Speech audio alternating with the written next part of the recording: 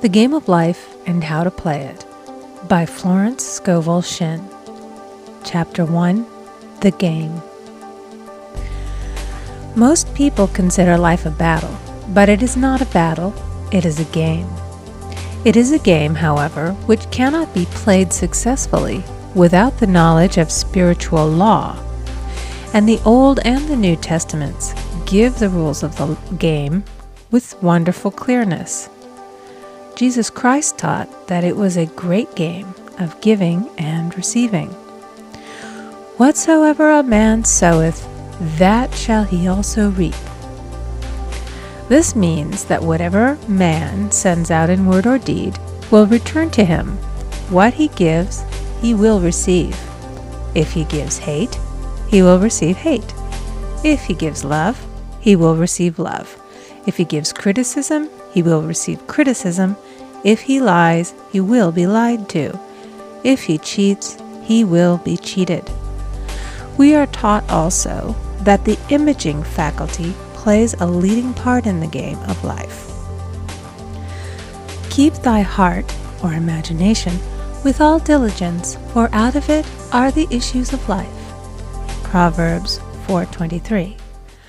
This means that what man images sooner or later externalizes in his affairs.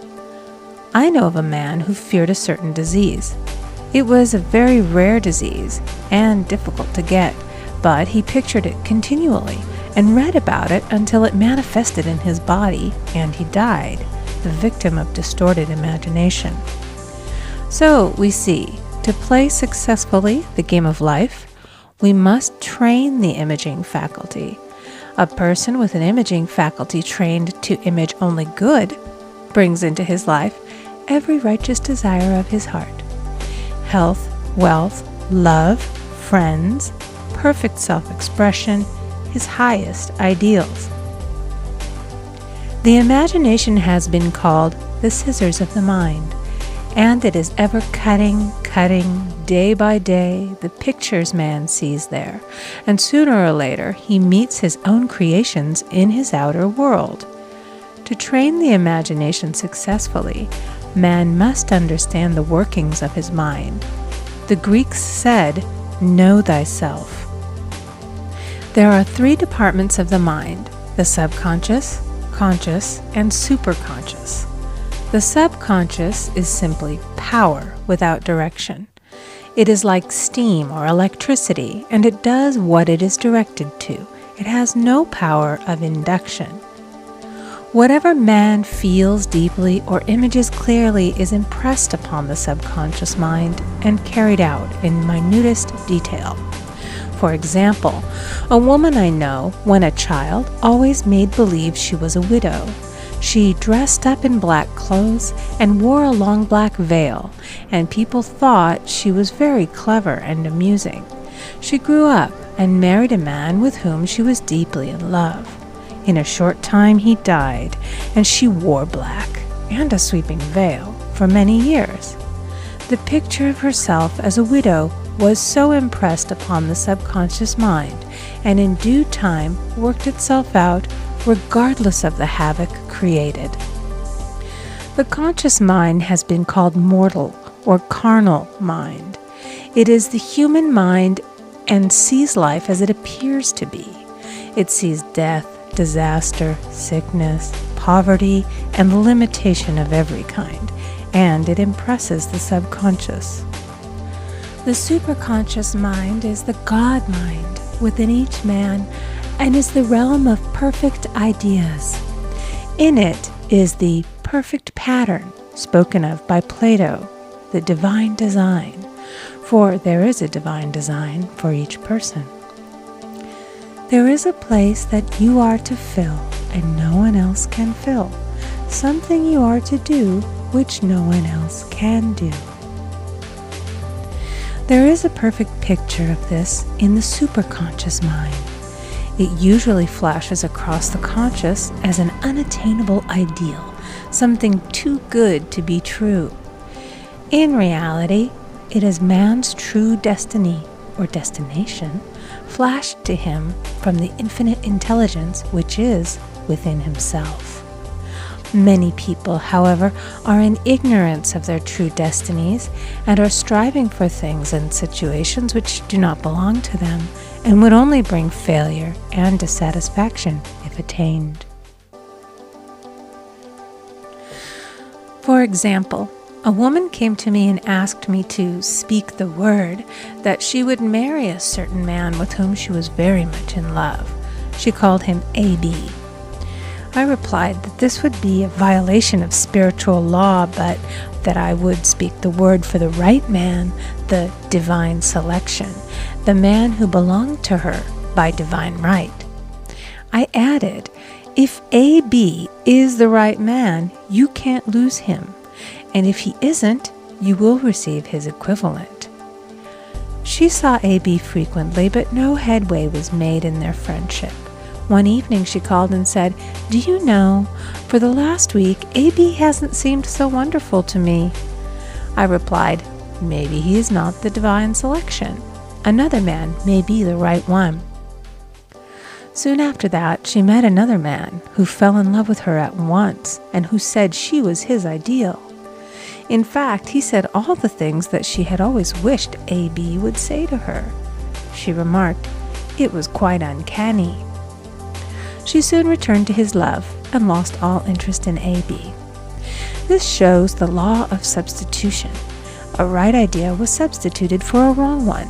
Therefore, there was no loss or sacrifice involved. Jesus Christ said, "Seek ye first the kingdom of God and his righteousness, and all these things shall be added unto you." And he said the kingdom was within man. The kingdom is the realm of right ideas, or the divine pattern. Jesus Christ taught that man's words played a leading part in the game of life. By your words ye are justified, and by your words ye are condemned. Many people have brought disaster into their lives through idle words. For example, a woman once asked me why her life was now one of poverty, of limitation. Formerly she had a home, was surrounded by beautiful things, and had plenty of money. We found she had often tired of the management of her home and had said repeatedly, "I'm sick and tired of things. I wish I lived in a trunk." And she added, "Today I am living in that trunk." She had spoken herself into a trunk. The subconscious mind has no sense of humor, and people often joke themselves into unhappy experiences. For example, a woman who had a great deal of money joked continually about getting ready for the poorhouse. In a few years, she was almost destitute, having impressed the subconscious mind with a picture of lack and limitation. Fortunately, the law works both ways, and a situation of lack may be changed to one of plenty. For example, a woman came to me one hot summer's day for a treatment for prosperity. She was worn out, dejected, and discouraged. She said she possessed just $8 in the world. I said, "Good, we'll bless the $8 and multiply them as Jesus Christ multiplied the loaves and the fishes." For he taught that every man had the power to bless and to multiply, to heal and to prosper. She said, "What shall I do next?" I replied, "Follow intuition. Have you a hunch to do anything or to go anywhere?" Intuition means intuition, or to be taught from within. It is man's unerring guide, and I will deal more fully with its laws in a following chapter. The woman replied, "I don't know. I seem to have a hunch to go home. I've just enough money for car fare." Her home was in a distant city and was one of lack and limitation, and the reasoning mind, or intellect, would have said, "Stay in New York and get work and make some money." I replied, "Then go home. Never violate a hunch." I spoke the following words for her. "Infinite Spirit, open the way for great abundance for She is an irresistible magnet for all that belongs to her by divine right." I told her to repeat it continually also. She left for home immediately, and calling on a woman one day, she linked up with an old friend of her family. Through this friend, she received thousands of dollars in a most miraculous way. She has said to me often, "Tell people about the woman who came to you with $8 and a hunch." There is always plenty on man's pathway, but it can only be brought into manifestation through desire, faith, or the spoken word. Jesus Christ brought out clearly that man must make the first move. Ask, and it shall be given to you. Seek, and ye shall find. Knock, and it shall be opened unto you. Matthew 7:7. In the scriptures we read, "Concerning the works of my hands, command ye me." Infinite intelligence, God, is ever ready to carry out man's smallest or greatest demands. Every desire, uttered or unexpressed, is a demand. We are often startled by having a wish suddenly fulfilled. For example, one Easter, having seen many beautiful rose trees in the florist's windows, I wished I would receive one, and for an instant saw it mentally being carried in the door. Easter came, and with it a beautiful rose tree. I thanked my friend the following day and told her it was just what I had wanted. She replied, "I didn't send you a rose tree. I sent you lilies." The man had mixed the order and sent me a rose tree simply because I had started the law in action and I had to have a rose tree. Nothing stands between man and his highest ideals and every desire of his heart but doubt and fear. When man can wish without worrying, every desire will be instantly fulfilled. I will explain more fully in a following chapter the scientific reason for this and how fear must be erased from the consciousness. It is man's only enemy. Fear of lack, fear of failure, fear of sickness, fear of loss, and a feeling of insecurity on some plane. Jesus Christ said, "Why are ye fearful, O ye of little faith?" Matthew 8:26. So we can see we must substitute faith for fear is only inverted faith. It is faith in evil instead of good. The object of the game of life is to see clearly one's good and to obliterate all mental pictures of evil. This must be done by impressing the subconscious mind with a realization of good.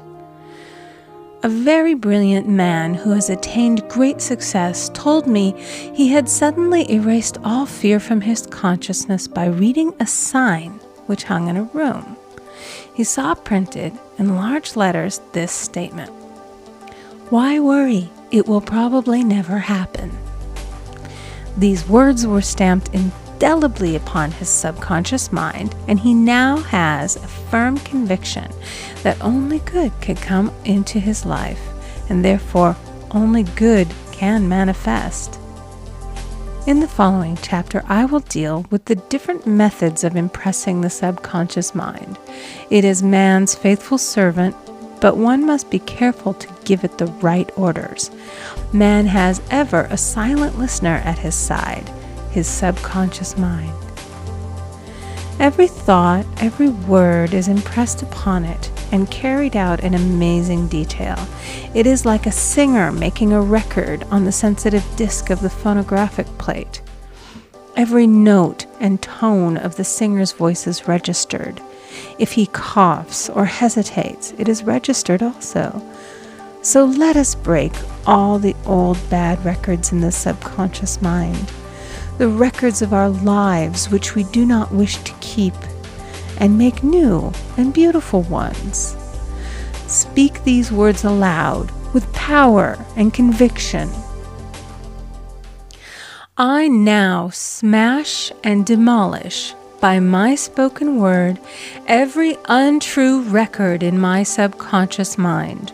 They shall return to the dust heap of their native nothingness, for they came from my own vain imaginings. I now make my perfect records through the Christ within, the records of health, wealth, love, and perfect self-expression. This is the square of life, the game completed. In the following chapters, I will show how man can change his conditions by changing his words. Any man who does not know the power of the word is behind the times. Death and life are in the power of the tongue. Proverbs 18:21. End of chapter 1.